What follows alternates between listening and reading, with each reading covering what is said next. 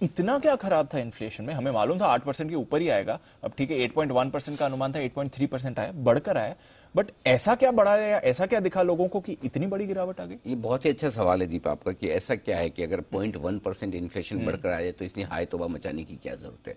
बात बिल्कुल सही है। दो चीजें हैं। पहली चीज तो कि अमेरिका के लोग, वहां की इकोनॉमी, वहां के बाजार और हम सब इस बात के लिए मानसिक रूप से तैयार ही नहीं थे कि इन्फ्लेशन बढ़कर भी आ सकता है।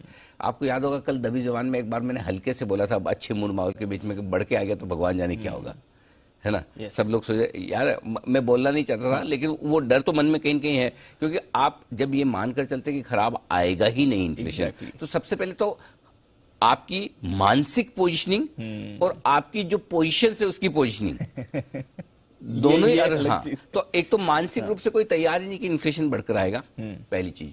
दूसरी चीज, 4 दिनों से अमेरिकी बाजार बढ़ रहे हैं और 4 दिनों से इसी उम्मीद में बढ़ रहे हैं कि ठीक है इन्फ्लेशन को लेकर थोड़ी कमी आनी है, उस लिहाज से बढ़ रहे हैं। तो 4 दिनों से आप मानसिक और बाजार में पोजीशन दोनों के लिहाज से तैयार नहीं थे कि इन्फ्लेशन का आंकड़ा खराब हो सकता है। तो सबसे बड़ी समस्या वहां से आई है। जब आप किसी चीज के लिए प्रिपेयर्ड नहीं होते तो फिर छोटी सी चीज क्या कर देती है वो आप देखिए। जी मुझे याद है 2008 के वक्त ऐसा होता था, एक जमाना था दिन के दौरान तब वीकली इन्फ्लेशन आता था, मंथली नहीं आता था, है ना, और 12 बजे के आसपास आता था, ठीक है ना, और 12 बजे में फ्यूचर्स वाला शो किया करता था, ठीक है। मतलब उस समय 500-600 पॉइंट सेंसेक्स का ऊपर नीचे होना बड़ा होता था, बेस बहुत छोटा था तब। मतलब उस समय इन्फ्लेशन के आंकड़ों पे बाजार 500-600 पॉइंट, 300 पॉइंट, 400 पॉइंट ऊपर नीचे हो जाते थे।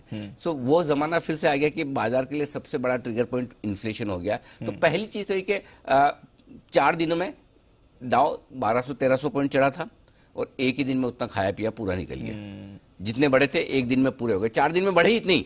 एग्जैक्टली हाँ, जितने बड़े उतने वापस दे दिया। 1235 अंक बढ़े और 1275 कल गिर गए। तो हाँ, सो मेन चीज है कि कहीं भी कोई भी ये मानकर नहीं चल रहा था कि इन्फ्लेशन बढ़कर आएगा। तो पहली चीज तो ये हो गई आपकी मानसिक और पोजीशंस के लिहाज से स्थिति जो थी। अब आइए आगे फ्यूचर को लेकर। अब फ्यूचर को लेकर दो चीजें हैं दीप इसमें, जिसकी वजह से अमेरिका में इतनी तेज गिरावट हुई है। पहली चीज, ये इन्फ्लेशन बढ़कर क्यों आया है, इसके अंदर जब लोगों ने घुसकर देखा तो चिंताएं बढ़ गई। चिंताएं क्या बढ़ गई कि इस दौरान जब पिछली बार महंगाई का आंकड़ा आया था और अब आंकड़ा आया, तो उसके बाद क्रूड के दाम घटे, एनर्जी प्राइसेस दूसरी कम होकर आई है, उसके बावजूद अमेरिका का इन्फ्लेशन बढ़कर आया है। इसका मतलब क्या है? तो फिर महंगाई बढ़ कहां से रही? सबसे बड़ी महंगाई बढ़ रही खाने पीने की चीजों की, और यह महंगाई बड़ी मार लगाने वाली है। आप बाकी चीजों पर कंट्रोल कर सकते हैं, खाने पीने की चीजों पर कैसे कंट्रोल करेंगे? इसका मतलब ये कि अभी भी ये कंट्रोल में आ नहीं रही है। और खाने, पहली चीज वहां से बढ़कर आई है, दूसरी चीज घरों के दाम वगैरह, इनकी जो महंगाई जो होती है वो बढ़कर रही है। चलो वो तो एक बार फिर भी छोड़ देगी, शायद काबू में आ सकता है। महंगाई के इंटरनल्स में जाकर अगर आप अमेरिका में देखें तो ये साफ नजर आ रहा है कि महंगाई, और ये तो तब हुआ है जब क्रूड के दाम घटे। फर्ज करें क्रूड के दाम यही रहते तो जो 115-110 डॉलर के आसपास है, तो करेक्ट, तब तो आपकी महंगाई और बढ़कर 8.5% के ऊपर हो जाती। सो आई थिंक जो महंगाई के इंटरनल्स है वो परेशान करने वाले हैं अमेरिका को। और देखिए कोई भी सरकार किसी भी देश की हो, अगर डेमोक्रेटिक सरकार है तो नहीं भी है, तब भी ये आखिरी चीज चाहती है कि और सबकी बढ़ जाए, खाने पीने की चीजों की महंगाई ना बढ़े। कम से कम अगर आदमी को रोज खाने पीने की चीजों में ही इतना बड़ा भारी बिल पे करना पड़े तो बड़ा असंतुष्ट हो जाता है।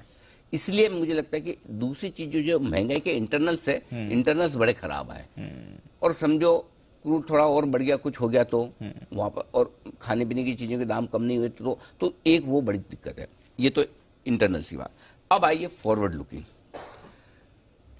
कल तक महंगाई के आंकड़े के आने के पहले 21 सितंबर, 21 और 22, 20 और 21 सितंबर अब अपने लिए डी डे है। डी डे का मतलब क्या? मतलब सबसे इंपॉर्टेंट दिन। करेक्ट। क्यों 20 और 21 तारीख को फेड की मीटिंग होगी और फेड उसमें डिसाइड करेगा अब आगे ब्याज दरें कितनी बढ़ानी है। ठीक है। अब फेड के सामने क्या है? एक खुद का आंकड़ा है। भले वो हमें देखे ना देखे, हमारा भी महंगाई बढ़कर आया है। भले वो ब्रिटेन को देखे ना देखे, ब्रिटेन का भी बढ़ गया। तो हम जिन जिन को देखना चाहें वहां सब जगह महंगाई बढ़कर आई। और जो लोग पूरी दुनिया में ये सोचकर बैठे थे कि महंगाई का पीक हो गया है और अब बढ़ेगी नहीं, बड़ी सब जगह छोटी छोटी है लेकिन बढ़कर आई, तो ट्रेंड रिवर्सल आपका कंप्लीट हुआ नहीं है। सो ऐसी सिचुएशन में कल जब ये महंगाई का आंकड़ा है उसके पहले ज्यादातर लोग 90% लोग मानकर चल रहे थे कि फेड ब्याज दरें आधा % ही बढ़ाए, इससे ज्यादा ना बढ़ाए। Correct sir. ठीक है, अब कल ये आंकड़ा देखने के बाद 32% लोग ये मान रहे कि ब्याज दरें 1% बढ़ेगी। 1%, आधा नहीं, 1%, 32%, और बाकी बचे हुए 68% जो लोग हैं वो मान रहे कि 0.5% बढ़ेगी। तो 0.5% तो बढ़ना तय है, ये तो मालूम था। हाँ। मतलब 100% लोग 0.5% मान रहे हैं, अब तो यही हो गया। 32% लोग इस चीज में आगे कि तो 1% तो मेरे ख्याल से आज तक कभी बढ़ी नहीं। आई थिंक वो एक बार जब वो 40 साल पहले जब वो एक बड़ी वो करी थी उन्होंने। सो 1% ब्याज दरें बढ़ना, और वो भी कब, जबकि वो 0.5% बढ़ा चुके हैं, दो बार। उसके बाद अगर 1% बढ़ाए तो फिर तो आप सोचो कि मतलब वो तो मतलब आप सीधे ना इकोनॉमी के घुटनों पे ही वार कर रहे हो कि खड़ा ही नहीं हो पाए। एग्जैक्टली। तो ये बड़ी समस्या है। तो मुझे लगता है कि जो डर सबसे बड़ा अमेरिकी बाजारों में कल आया है 1300 पॉइंट का, वो 1% की वजह से ये ट्रिगर हुआ है आपका बॉन्ड मार्केट से। तो बॉन्ड मार्केट ये कह रहा है भाई कि ब्याज देने अब 1% के लिए मेंटली तैयार हो जाओ 21 तारीख को। 1% इंडिया में भी हमने आई डोंट थिंक ना इंडिया में हमने कभी नहीं देखी है। मैं ऐसे ना यूएस में तो खैर अनहर्ड ऑफ लग रहा है, हमने भी कभी नहीं 1% बढ़ा होगा। 1% एक बार में 1%। लेकिन आप देखो बॉन्ड यील्ड भी बढ़ा रहा है, 3.42 हो गया, 3.5% के आसपास पहुंच रहा है। सो आई थिंक वो एक बड़ा डर है जिसकी वजह से अमेरिका की रेट घटा है। हमारी भी पॉलिसी है सर, हमारी पॉलिसी 28 तारीख को, 28 से 30, 28, 29, 30 3 दिन की पॉलिसी है। देखिए दो चीज है जी, हमारी पॉलिसी में भी मैंने पिछली बार गवर्नर साहब का जो इंटरव्यू किया था उन्होंने, और हेडलाइन भी हमने यही बनाई थी, उनका ये कहना था इन्फ्लेशन पीक हो गया जी। हालांकि थोड़ा सा इस बार बढ़का है, एक आध बार के बढ़ने घटने से बहुत फर्क नहीं पड़ता, लगभग उसके आसपास है। आप एग्जैक्टली ये नहीं बता सकते कि आरबीआई की पोजीशनिंग क्या होगी, ये बहुत इंपॉर्टेंट है। बिल्कुल दो तरीके से, एक हमारे यहाँ फूड इन्फ्लेशन इतनी बड़ी चिंता नहीं है, हम फूड सरप्लस है। हमारे यहाँ फूड इन्फ्लेशन एमएसपी की वजह से ज्यादा बढ़ता है बजाय इसके की डिमांड की। राइट। तो फूड एक्सेस कंट्री में अदरवाइज तो फूड इन्फ्लेशन बढ़ना ही नहीं चाहिए, लेकिन एमएसपी की वजह से बढ़ता है, वो ठीक भी है क्योंकि उसका आपको फायदा भी होता है। अगर आप एमएसपी बढ़ाते हैं, किसानों के हाथ में ज्यादा पैसा जाता है, वो खर्च करते हैं, रूरल इकोनॉमी से आपको सपोर्ट मिलता है, इकोनॉमी की ग्रोथ होती है और स्टैंडर्ड ऑफ लिविंग सबका बढ़ता है। सो उसमें फायदे भी हैं। राइट। सिर्फ इन्फ्लेशन नहीं, इन्फ्लेशन के साथ फायदा भी है। एक रीजनेबली हायर फूड इन्फ्लेशन में कोई दिक्कत नहीं है। सो हमें फूड इन्फ्लेशन वाला इशू नहीं है, हमारा इशू कच्चे तेल का ही है। राइट।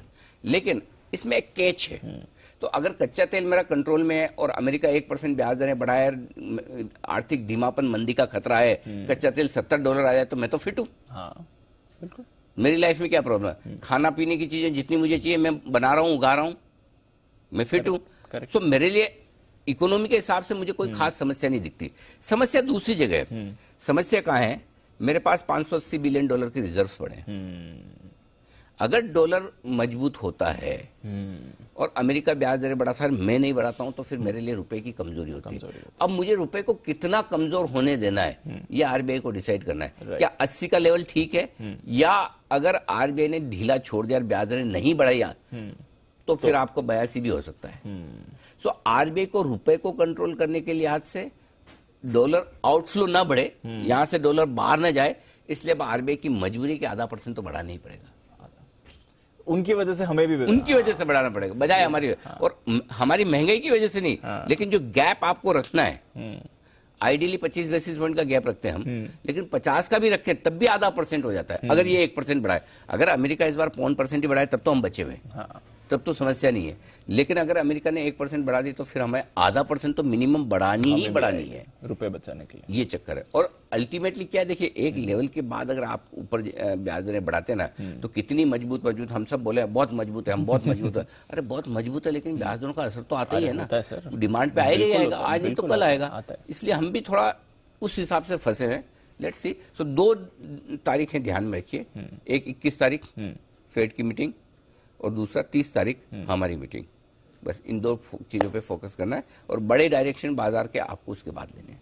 ठीक है सर, तो चलिए अब दो बड़े इवेंट आ गए आपके सामने और इन्फ्लेशन डेटा अभी आज हमारा WPI डेटा भी आएगा। खैर CPI पर ज्यादा फोकस रहता है पॉलिसी के हिसाब से, बट अगेन फैक्टर तो वो भी करना पड़ेगा।